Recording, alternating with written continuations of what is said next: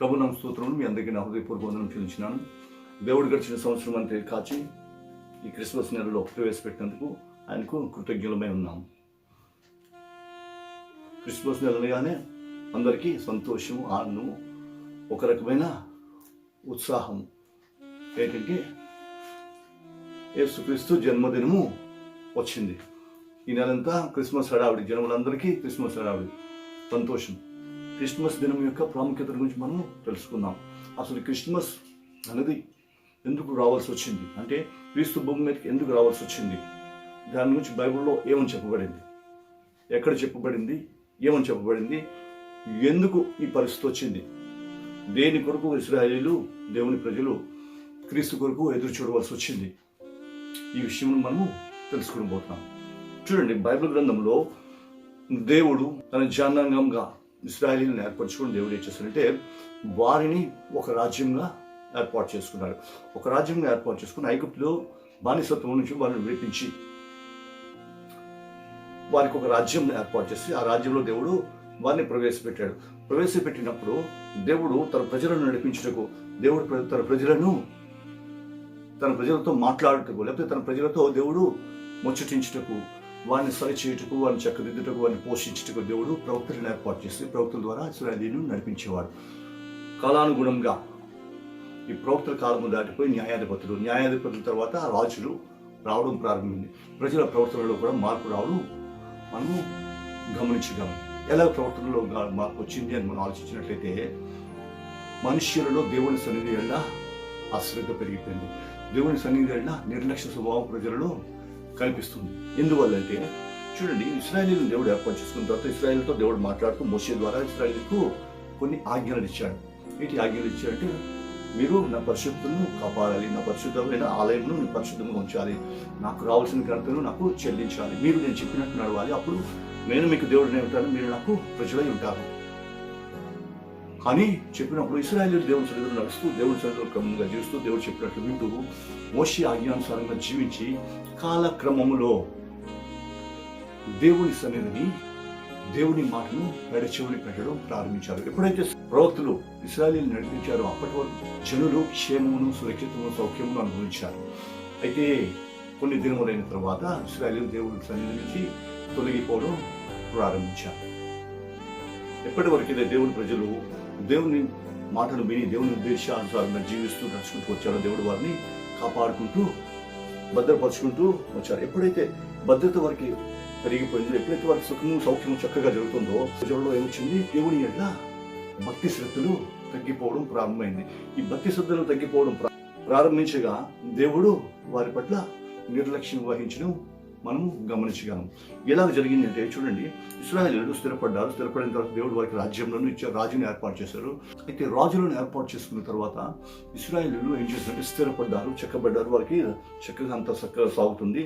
దేవుని ప్రవక్త ద్వారా రాజుతో మాట్లాడేవాడు, రాజు ఇశ్రాయేలీయులను పాలించేవాడు. ఇశ్రాయేలు దేవుని ప్రజలు దేవుని యొక్క నిబంధనను అనుసరించి జీవిస్తూ దేవుని యొక్క పరిశుద్ధతను కాపాడి దేవుని యొక్క ఉద్దేశం నెరవేర్చి దేవుని మందిరంలో దేవుడు చెప్పిన విధంగా ప్రార్థించు, బలులు అర్పించు, దేవునికి ఇష్టడుగా జీవించినంత కాలం ఇశ్రాయేలు చక్కగా సాగింది. అయితే ప్రజలలో నిర్లక్ష్యం ఎప్పుడైతే పెరిగిపోయిందో దేవుడి సన్నిధిని నిర్లక్ష్యం చేయడం ప్రారంభించారు. ఎలా నిర్లక్ష్యం చేయడం ప్రారంభించారంటే చూడండి, దేవుని ప్రజలైన వారు దేవుని ఉద్దేశానుసారం జీవించాలి. దేవుడు ఏర్పరచుకున్న రాజు దేవుని చేతిలో ఉండాలి, దేవుని వైపు చూడాలి, దేవుని ఉద్దేశం నెరవేర్చాలి. అదేవిధంగా దేవుని యొక్క ప్రవక్త దేవుని యొక్క మాటలు చెప్పాలి, దేవుడు చెప్పింది తన ప్రజలకు బయలుపరచాలి, దేవుడు గద్దించిన విధంగా తన ప్రజలను గద్దించాలి. ప్రవక్త ఎప్పుడు దేనికి, ఎటువంటి ప్రలోభములకు లోబడకూడదు. ప్రవక్త దేవుని వైపే చూచు దేవుని పక్షంగా మాట్లాడాలి. కొన్ని దినములైన పిమ్మట ఏమైందంటే ఇశ్రాయేలీయులలో ఇది లోపించడం ప్రారంభించింది. ఏంటి లోపించడం ప్రారంభించిందంటే ప్రజలలో తిరుగుబాటు, దేవుని ప్రజలలో నిర్లక్ష్య స్వభావం కనిపించింది. అదేవిధంగా రాజులైన వారు దేవుడి సన్నిధిలో దేవుని మాటను నిర్లక్ష్యం చేయడం ప్రారంభించారు. అలాగే ప్రవక్తలు కూడా దేవుడిని నిర్లక్ష్యం చేయడం ప్రారంభించారు. ఎలా జరిగింది, ఇవి జరిగినవి ఎలా జరిగినాయి అని చిన్న క్లుప్తంగా నేను చెప్పాలనుకుంటున్నాను. ఇశ్రాయేలీయులు ఏం చేశారంటే దేవుడి సన్నిధిలో మతపరమైన ఆచారములను నిర్లక్ష్యం చేశారు. దేవుడు చెప్పిన పద్ధతులను నిర్వహించకుండా వ్యర్థం చేస్తూ దేవుని నామమును అవమానపరిచి దేవునికి కోపమును పుట్టించారు. ఏ విధంగా పుట్టించారంటే వారు చేయకూడని పనులు చేశారు. అన్య దేవతలను తీసుకొని వచ్చారు, అన్య ఆచారములను తీసుకొని వచ్చారు. దేవుని మధ్యకి అన్యమైన విగ్రహములను తీసుకొని వచ్చారు. వాటిని పూజించడం ప్రారంభించారు, వాటిని ఆరాధించడం ప్రారంభించారు. ఈ క్రమంలో ఏం చేశారంటే దేవుని మందిరమును నిర్లక్ష్యం చేయడం ప్రారంభించారు. రెండవదిగా రాజులు, దేవుని చేత ఏర్పరచబడిన ఈ రాజులు దేవుని వైపు చూచి దేవునికి నడిపింపును అనుసరించి నడిచి ప్రజలను న్యాయంతోనూ నీతితోనూ పాలించవలసిన ఈ రాజులు, ప్రవక్త కోసం ఎదురు చూడవలసిన ఈ రాజులు ఏం చేస్తున్నారంటే ఇప్పుడు దేవుని విడిచిపెట్టి, దేవుని యొక్క మాటలను విడిచిపెట్టి, దేవుని యొక్క ఉద్దేశంను నిర్లక్ష్యం చేసి అన్య రాజులతో సహవాసం చేస్తూ, అన్య రాజులతో చేతులు కలుపుచు, అన్య రాజుల యొక్క సహాయమునకు వెళ్ళుచు వీళ్ళు దేవుని యొక్క పవిత్రతను లేకపోతే దేవుని యొక్క కాపుదలను, దేవుడు వీరికి ఇచ్చిన ఆధిపత్యము నిర్లక్ష్యం చేసి దేవుని నామమును గాయపరిచారు, దేవుని నామమును అవమానపరిచారు, దేవుని యొక్క కాపుదలను అన్య రాజుల ముందు హేళనకు గురి చేశారు. ఎందువల్ల జరిగిందంటే దేవుని మీద ఆధారపడవలసిన వీరు ఎవరి మీద ఆధారపడుతున్నప్పుడు పరరాజుల మీద ఆధారపడుతున్నారు. ఇతరులక సహాయం కొరకు ఎదురు చూచుచున్నారు. సర్వశక్తి గల దేవుడు ఇశ్రాయేలుని నడిపించాడు, విడిపించాడు, పోషిస్తున్నారు. ఆ దేవుడిని వీరు ఈరోజు విడిచిపెట్టి మనుషుల వైపు చూచారు. కాబట్టి దేవుని కొరకు దేవుని కోపము రాజులపై రగులుకుంది.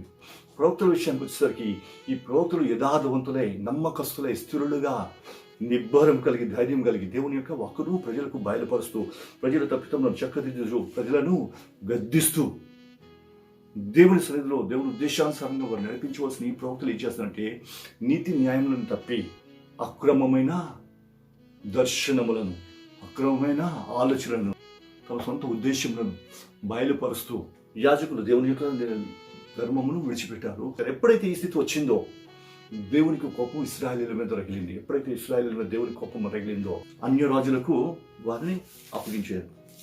ఇశ్రాయేలు దేవుడు ఎప్పుడు అన్య రాజులకు అప్పచెప్పాడంటే ఇశ్రాయేల్ ఎటువంటి అన్యమైన ఆచారములు చేస్తూ, ఇట్టి విధంగా దేవునికి వ్యతిరేకమైన కార్యం జరిగిస్తూ దేవుని కోపమును ఎలా రెచ్చగొట్టారంటే వీరు 70 వారములు అంటే 70 వారాలు దేవుని సన్నిధిని, దేవుని ఆలయమును నిర్లక్ష్యం చేసి, దేవునికి ఇవ్వాల్సిన ఘనతను ఇవ్వకుండా దేవుని మందిరమును నిర్లక్ష్యం ఎప్పుడైతే చేశారో దేవునికి కోపం ఇశ్రాయేలీయుల మీద రగిలి ఇశ్రాయేలీయులను అన్యజనులకు అప్పగించేశారు. కారణం ఏంటంటే దేవుని ఆలయానికి ఒక ప్రాముఖ్యత ఉంది. ఏంటంటే సొలొమోను మందిరమును నిర్మించిన వెంటనే దేవునికి ప్రార్థన చేసి దేవుని వేడుకున్నప్పుడు దేవుడు ఏమన్నాడు, నా నామం పెట్టబడి ఈ మందిరంలో నేను నివాసం ఉంటాను, నా మహిమ ఇందులో ఉంటుంది, ఈ మందిరంలో చేయబడిన ప్రతి ప్రార్థన నేను వింటాను అని చెప్పిన ఆ మందిరమును వీరు 70 వారంలో నిర్లక్ష్యం చేశారు.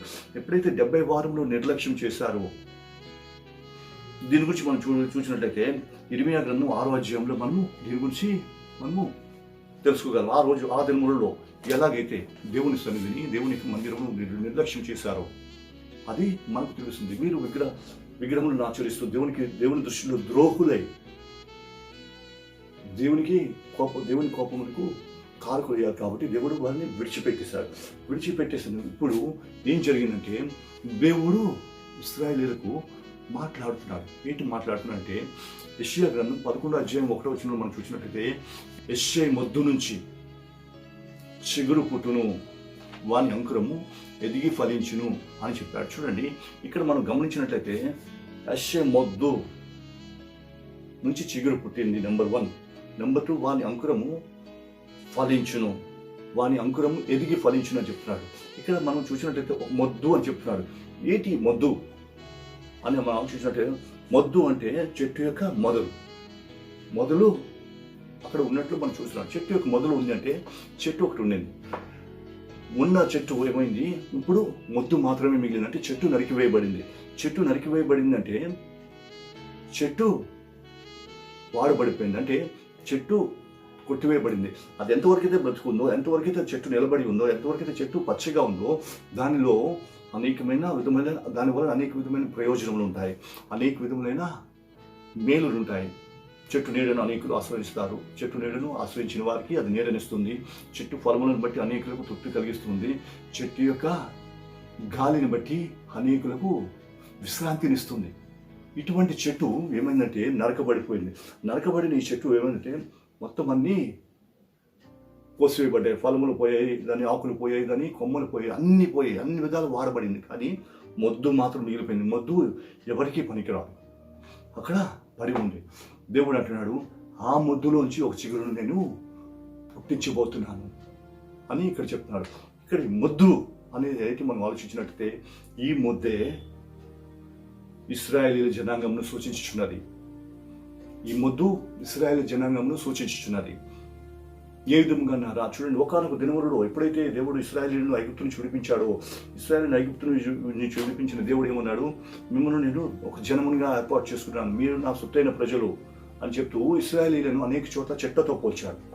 ఇశ్రాయేల్ జనాంగంను దేవుని యొక్క చెట్టుతో, దేవదారు వృక్షముతో పోల్చి దేవుడు వారితో అనేక సార్లు ఈ విధంగా మాట్లాడాడు.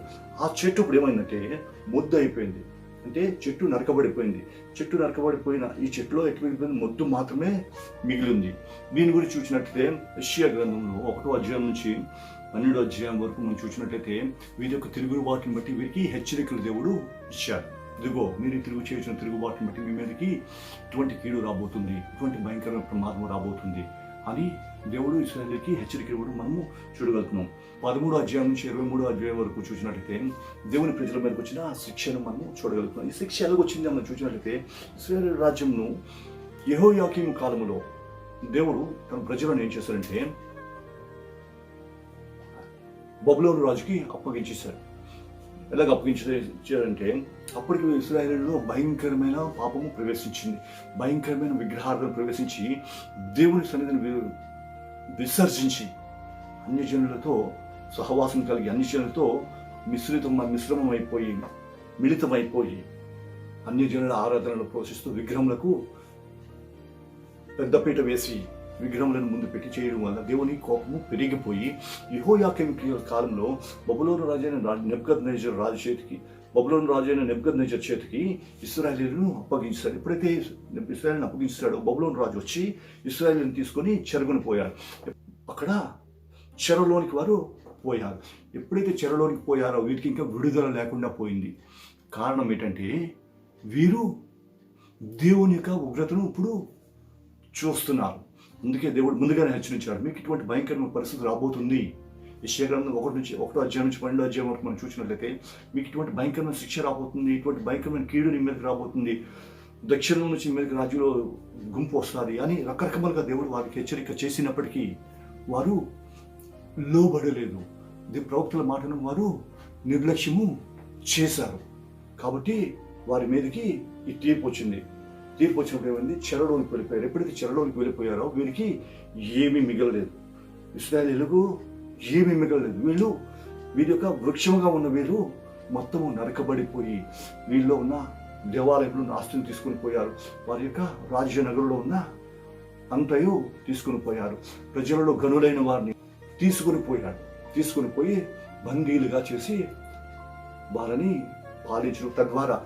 తదనంతరం వేరు రాజులు పాలించి ఇశ్రాయేలీయులను 400 సంవత్సరాల వరకు బానిసలుగా ఉంచుకొని వాడుకోవడం మనము చూడగలం. సో ఇశ్రాయేలీయులు 400 సంవత్సరాలు బానిసలుగా ఉన్నప్పుడు అప్పుడు దేవుడికి మొరపెట్టడం ప్రారంభించారు. అప్పుడు దేవుని యొక్క కృపను వెతకడం ప్రారంభించారు. అందుకే దీని గురించి చెప్తాడు, నేను మీకోసం ప్రవక్తలను పంపించాను. నేను మీకు ప్రవక్తలను ఇర్మియా గ్రంథం 25వ అధ్యాయం 26వ వచనంలో కూడా మనం చూసినట్లయితే మనము ఇది గమనించగలం. ఏంటంటే మిమ్మల్ని పెందలకడని లేచి మీకు నేను ప్రవక్తలను పంపించాను, మీకు బుద్ధి చెప్పుటకు గాను నా సేవకులను పంపించాను, కానీ మీరు వారి మాట వినలేదు, కాబట్టి ఇది మీకు వచ్చింది అని ఇశ్రాయేలీయులకు చెప్పడం మనం అక్కడ చూడగలం. చూడండి, ఇక్కడ మొద్దు అన్నది ఏంటి అని నేను చెప్పదలుచుకున్నానంటే విడువబడిన ఇశ్రాయేలు జనాంగమే. ఈ విడువబడిన ఇశ్రాయేలు జనాంగము ఏమైపోయింది, ఇప్పుడు మొద్దు అయిపోయింది. ఒకనప్పుడు మహావృక్షంగా ఉండి ప్రపంచములకు ఒక గొప్ప దేవుని యొక్క జనాంగంగా, దేవుని యొక్క జనముగా జీవిస్తూ దేవుని యొక్క ఆశీర్వాదం లోకములకు చూపించే ఘనమైన చెట్టుగా ఉండేది. కానీ ఇప్పుడు ఏమైపోయిందంటే ఒక మొద్దులాగా అయిపోయింది, దేనికి పనికిరాని చెట్టుగా అయిపోయింది. చెట్టుగా ఉండేది అని చెప్పుకోవడానికి మిగిలిన ఉన్నారే కానీ వాళ్ళలో ఎటువంటి ఫలించే అనుభవం కానీ లేదు. విడువబడిన స్థితిలో వారు ఉన్నారు. ఈ విధంగా 400 సంవత్సరములు పరరాజులకు బానిసలుగా ఉన్నప్పుడు వీళ్ళు దేవుని కొరకు ఎదురు చూడటం ప్రారంభించారు. వీరి కోసమే దేవుడు వచ్చిన ప్రవచనం ఏంటంటే యెషయా మొద్దు నుంచి చిగురు పుట్టును. అది ఎందుకు పనికిరాదు, విడువబడింది, దేనికి పనికిరాని స్థితిలో పడి ఉన్న దాని నుంచి దేవుడు అన్నాడు చిగురు పుట్టును. ఎందుకు చిగురు పుడుతుందంటే నేను కృపా కనికరములు గల దేవుడును కాబట్టి మీ కొరకు నేను విమోచకులను పంపిస్తాను. మీరు దుఃఖపడుతున్నప్పుడు, మీరు బాధపడుతున్నప్పుడు నా వైపు తిరుగుతున్నారు కాబట్టి తిరిగినప్పుడు మీ మొరను విని మీకు నేను విమోచకులను పంపిస్తాను అని చెప్పడం ఇందులో ఉద్దేశం. 9వ అధ్యాయం 6వ వచనం యెషయాలో మనం చూసినట్లయితే, ఇదిగో మనకు శిశువు పుట్టెను, అతని భుజముల మీద రాజ్యభారము ఉన్నది, ఆశ్చర్యకరుడు, ఆలోచనకరుగా, నిత్యుదోగు తండ్రి, ఇవన్నీ అతనికి ఉన్నాయి. ఇక్కడ అందుకే చెప్తున్నాడు కదా, ఇందులో ఏమన్నాడు, యెషయా మొద్దు నుంచి చిగురు పుట్టును, వాని అంకురం నుండి వేరు ఎదిగి ఫలించును అని ఇక్కడ చెప్పాడు. ఇంకా కింద వచనం మనం చూసినట్లయితే అతడు లోకమును ఏలుతాడు, నీతితో ఏలుతాడు, న్యాయంతో ఏలుతాడు, దేవునికి ఉద్దేశమును నెరవేరుస్తాడు అని అక్కడ మనం చెప్పడం చూడగలుగుతున్నాం. అంటే ఈ చిగురు ఎవరు అంటే దేవుడు భవిష్యత్తులో ఇశ్రాయేలులో విమోచన కొరకు పంపబోయేవాడు. ఎప్పుడు విమోచన పంపిస్తాడు అంటే అది 39వ అధ్యాయం యెషయా గ్రంథం నుంచి చివరి వరకు చూసినట్లయితే అక్కడ దేవుడు వారికి ఒక నిరీక్షణకు ఆధారంగా దేవుడు వారితో మాట్లాడుతున్నాడు. వారికి విడుదలను గురించి అక్కడ మాట్లాడుతున్నాడు. అక్కడ అంటాడు, మీరు నా వైపు తిరిగినప్పుడు, మీ కృపా కనికరం గల దేవుడిని కాబట్టి మీరు నా వైపు తిరుగుతారు, అప్పుడు నేను మిమ్మల్ని విమోచిస్తాను అని దేవుడు ఇంకా వారికి తిరుగుబాటు గురించి అనేక చోట్ల రాయబడి ఉంది. జకరియా 6వ అధ్యాయం ఇంకా అనేక చోట్ల ఉంది. కానీ మన సమయం బట్టి మనం చూసినట్లయితే ఈ మొద్దు చిగురు గురించి మాత్రమే మనం ఆలోచిస్తున్నాం. కాబట్టి ఈ చిగురు ఎవరంటే యేసుక్రీస్తుని సూచించుతున్నది. యెషయా మొద్దు నుంచి చిగురు పుట్టును. చూడండి, దేవుడు ఇశ్రాయేలు జనాంగంను విడిచిపెట్టిస్తాడు. అది అయితే యెషయా కుమారుడైన దావీదుకు దేవుడు ఒక వాగ్దానం ఇచ్చాడు. ఏంటంటే నీ అనంతరము నీ సింహాసనము అనేది ఒకడు రాజుగా ఉండక మానడు అన్న విషయంను తన వంశంలో నుంచి వచ్చిన యేసుక్రీస్తు ద్వారా ఇక్కడ నెరవేర్చాడు. ఎలా నెరవేర్చాడంటే ఇక్కడ లోకమంతయు తన జనులు చెదిరిపోయిన జనులు దేవుడిని ఎప్పుడైతే ప్రార్థిస్తున్నారో దేవుడు వారికి వాగ్దానం ఇచ్చాడు, మీరు భూమి యొక్క చివరలోకి వెళ్ళిపోయినా సరే అక్కడి నుంచి కూడా నేను మిమ్మల్ని సమకూరుస్తాను అని చెప్పిన వాగ్దానం ఎవరి ద్వారా నెరవేర్చాడంటే యేసుక్రీస్తు ద్వారా నెరవేర్చాడు. ఇదిగో కన్యక గర్భవతి కుమారుని కను, ఆయనకి ఇమ్మానుయేలు అని పేరు పెట్టుదురు. ఇమ్మానుయేలు అనే మాటకు దేవుడు మనకు తోడు అని అర్థం. అదే సమయంలో యెషయా గ్రంథంలో మనం చూసినట్లయితే కన్యక గర్భవతి కుమారుని కనును, ఆయన రాజ్యభారం ఆయన భుజముల మీద ఉన్నది అని చెప్పాడు. అయితే ఇక్కడ యేసుక్రీస్తు గురించి మనం చెప్తున్నప్పుడు, ఇది యేసుక్రీస్తు అని మనం చెప్తున్నప్పుడు యేసుక్రీస్తు యొక్క రాజ్యభారం ఏంటి, యేసుక్రీస్తుకి రాజ్యంలోకి సంబంధం ఏముందా అన్నట్లు చూసినట్లయితే యేసుక్రీస్తు భూమి మీదకి వచ్చాడు. దేనికి వచ్చాడు? దేవుని యొక్క రాజ్యమును స్థాపించడానికి వచ్చాడు. ఇక్కడ రాజ్యభారం ఏంటంటే దేవుని యొక్క రాజ్యభారం. దేవుని ప్రజలు దేవునికి రాజ్యంలో ప్రవేశించాలనే ఉద్దేశంతో యేసుక్రీస్తు భూమి మీదకి వచ్చి ప్రజలను రక్షించి దేవునికి రాజ్యముగా, దేవునికి ప్రజగా వారిని చేయాలి అన్నది దేవుని ఉద్దేశం. అందుకే యేసుక్రీస్తుని దేవుడు భూమి మీద పంపించాడు. దీని గురించి మోషే 18వ అధ్యాయం 2వ 16వ వచనంలో ప్రకటన చేశాడు. ఇదిగో నా వంటి ఒక ప్రవక్త, అంటే దూరదృష్టితో చూసి చెప్తున్నాడు, నా వంటి ఒక ప్రవక్త మీ జనుల్లోంచి, మీ మధ్యలోంచే మీ కొరకు ఉద్భవించును, అతడు మిమ్మల్ని నడిపించును అని అక్కడ చెప్పాడు. అంటే దేవుడు ఇక్కడ ఎప్పుడో 1500 సంవత్సరాల తర్వాత జరగబోయేదాన్ని దేవుడు అక్కడ మోషేకి బయలుపరిచి మోషే ద్వారా ప్రకటన చేయించాడు.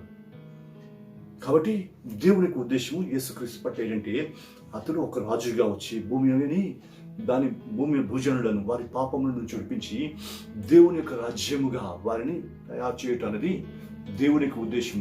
మనకు శిశువు పుట్టెను, అతని రాజ్యభారము అతని మీద ఉన్నది, అతని భుజముల మీద రాజ్యభారం ఉన్నది అని చెప్పింది దేనికి సూచిస్తుందంటే యేసుక్రీస్తు యొక్క పుట్టుకను సూచించుచున్నది. కాబట్టి యేసుక్రీస్తు యొక్క పుట్టుకే యెషయా మొద్దు నుంచి చిగురు నుంచి అనుకునే మందికి చూడండి, మత్తయి సువార్త 1వ అధ్యాయంలో మనం చూసినట్లయితే వంశావళులు రాసుకుంటూ వస్తూ యెషయా ద్వారా వచ్చిన యేసుక్రీస్తు అని అక్కడ రాయబడింది. సో దేవుని ఉద్దేశం ఏంటంటే అక్కడ నశించిపోయిన ఇశ్రాయేలు జనాంగమును మరలా పునరుజ్జీవింపజేసి మరలా బ్రతికించి నూతనమైన రాజ్యంగా ఏర్పరచడం దేవుని యొక్క ఉద్దేశం. సో యెషయా మొద్దు నుంచి పుట్టింది ఎవరంటే యేసుక్రీస్తు. దీని గురించి అనేకమైన చోట్ల అనేక విధములుగా ప్రవచనములు ఉన్నాయి, పాత నిబంధనలు ఉన్నాయి, క్రొత్త నిబంధనలు ఉన్నాయి, అన్నిట్లో ఉన్నాయి. కానీ ఏటి ఉద్దేశం అంటే చివరిగా నశించిపోచిన ఇశ్రాయేలీలను, నశించిపోచిన భూజనులను రక్షించాలన్నదే దేవుని ఉద్దేశం. రక్షించిన వీరిని దేవునికి ఒక రాజ్యంగాను ఒక జనముగాను ఏర్పరచాలి అన్న ఉద్దేశంతో దేవుడు యేసుక్రీస్తుని భూమి మీదకి పంపించి కొలస్సీ పత్రిక 1వ అధ్యాయం 14వ వచనంలో మనం చూసినట్లయితే 13-14 వచనాలు మనం చూసినట్లయితే ఇక్కడ మనకు ఉందన్నమాట. ఆయన కొరకు ఒక రాజ్యం గాను, ఆయన కొరకు ఒక జనం గాను మనల్ని దేవుడు ఏర్పాటు చేసుకున్నాడు. దేనికి? ఆయన రాజ్యంలో ప్రవేశించాలని. కాబట్టి ఇక్కడ యెషయా మొద్దు నుంచి వచ్చిన చిగురు ఎవరంటే యేసుక్రీస్తు. యేసుక్రీస్తు దేనికి వచ్చాడంటే ఆయన రాజ్యంను స్థాపించడానికి వచ్చాడు. ఏంటి ఆ రాజ్యం అంటే దేవుని యొక్క నీతి రాజ్యము, దేవుని యొక్క పరలోక రాజ్యమును భూమి మీద స్థాపించడానికి ఆయన వచ్చి జనులకు తన సువార్తను చేసి జనులను రక్షించాడు. ఆ రక్షకుడు భూమి మీద ఉదయించడమే క్రిస్మస్. ఆ క్రిస్మస్ని మనము ఈరోజు అనేక విధములుగా వేడుకలు చేసుకుంటున్నాం. అయితే వేడుకలు చేసుకుంటున్న మనము క్రీస్తు పుట్టాడు, రక్షకుడు పుట్టాడు అని సంతోషించి ఆయన్ని బట్టి మనము పండుగ చేసుకుంటున్న మనము ఆ క్రీస్తు మనలో పుట్టాడా? ఆ క్రీస్తుకి మనలో స్థానం ఇచ్చామా? ఎందుకు పుట్టించాడు? దేవునికి రాజ్యంగా ఏర్పాటు చేయడానికి. రాజ్యంగా ఏర్పాటుని ఎవరు చేస్తారంటే ఎవరైతే ఆ క్రీస్తుని అంగీకరిస్తారో వారిని. ఆ ఉద్భవించిన దాన్ని మనము పండుగగా ఆచరిస్తున్నాం, మంచిదే, సంతోషమే. కానీ ఉద్భవించిన యేసును నీలో ఉద్భవింపజేసుకున్నావా? అంటే నీలో యేసుక్రీస్తు ఉద్భవించాడా? అలాగే జరిగినట్లయితే అది నిజమైన క్రిస్మస్.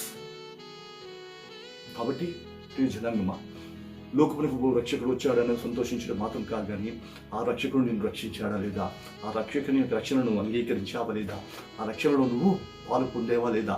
ఆ రాజ్యంలోనికి నువ్వు వారసుడిగా ప్రవేశించగలిగేవా లేదా అన్నది నిన్ను పరీక్షించుకున్నట్లయితే ఆ క్రిస్మస్ సంబరములు వేడుకలు జరిపించుకున్నట్టుకు తగిన విధమైన స్థితిని నువ్వు కలిగి ఉన్నావు. అంటే క్రిస్మస్ అన్నది ఇది భూమి మీద జరిపించుకున్నది కాదు, నీ ఆత్మ సంబంధమైన క్రిస్మస్ని జరిపించుకునే విధంగా ఉండాలంటే నీలో క్రీస్తు పుట్టి ఉండాలి. అప్పుడే నువ్వు నిజమైన క్రిస్మస్ని ఆచరించగలవు. అది నిజమైన క్రిస్మస్.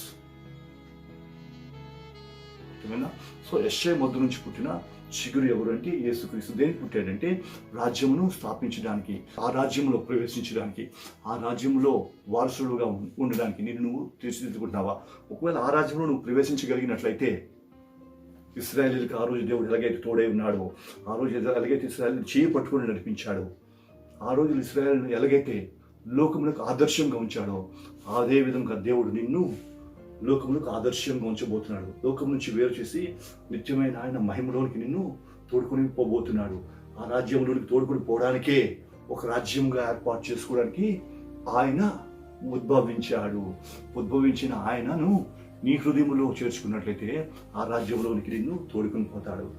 ఆ రాజ్యంలో నీవు నేను ఉండాలనే ఉద్దేశంతోనే దేవుడు తన కుమారుని భూమి మీద పంపించాడు. ఆ పంపిన రాజును నువ్వు అంగీకరించినట్లయితే నువ్వు నేను ఆ రాజ్యంలో ఉండగలము. అటువంటి ధన్యకరమైన స్థితిని నీవు నేను కలిగి ఉండాలని ఆశిస్తూ ఈ నా మాటలు ముగిస్తున్నాను. దేవుడి వాక్యము మనందరి వినికిడిలో ఫలింపజేయునుగాక. ప్రార్థన చేసుకుని స్తోత్రం నాయన, పరిశుద్ధుడానికి వందనం చెల్లించినాము. ఈ దినమందు మరొకసారి నీకు వాక్యం ధ్యానించుకుని తండ్రి ప్రభువా, నీకు వాక్యంలోని విషయంలో మేము ధ్యానించుకుని ఉండగా మా మధ్య నుండి నడిపించిన దేవానికి వందనములు. వాక్యం తండ్రి ప్రభువా ప్రజలకు ప్రయోజనకరంగా ఉండటకు సహాయం చేయండి ఆయన. అవును నాయన, నిండిపోయిన మధ్యలో నుంచి చిగురుని ఎలాగైతే పుట్టించావో అదేవిధంగా విడువబడిన జనమును, విడువబడిన స్తోత్రమైన ప్రజలను తండ్రి ప్రభువా మరలా నీ సన్నిధిలో చేర్చుకుంటూ తండ్రి ప్రభు, నీ ప్రజల కొరకు తండ్రి ప్రభు యేసుక్రీస్తుని భూమి మీదకి పంపించి మరలా ఒక రాజ్యంగా ఏర్పాటు చేసుకొని నువ్వు ఆశించి ఈ ప్రజల పట్ల చూపించిన కృపను బట్టి వందనము తండ్రి ప్రభు. కృపకై మేము కృతజ్ఞులము కనుక తండ్రి ప్రభు, కృతజ్ఞత చూపించుటకు తగిన విధంగా తండ్రి నా యొక్క జీవితంలో క్రీస్తుని అంగీకరించి లోకంలో క్రిస్మస్ను ఆచరించడం మాత్రమే కాదు, కానీ తన నా జీవితంలో నిజమైన క్రిస్మస్ మేము అనుభవించగలటకు సహాయం చేసి కృప చూపించండి, కనికరించండి. వాక్యం ఇచ్చిన ప్రతి ఒక్కరికి ఇది ప్రయోజనకరంగా ఉండటకు సహాయం చేసి మహిమను పొందండి. యేసు నామములో నడుచున్నాము తండ్రి, ఆమేన్.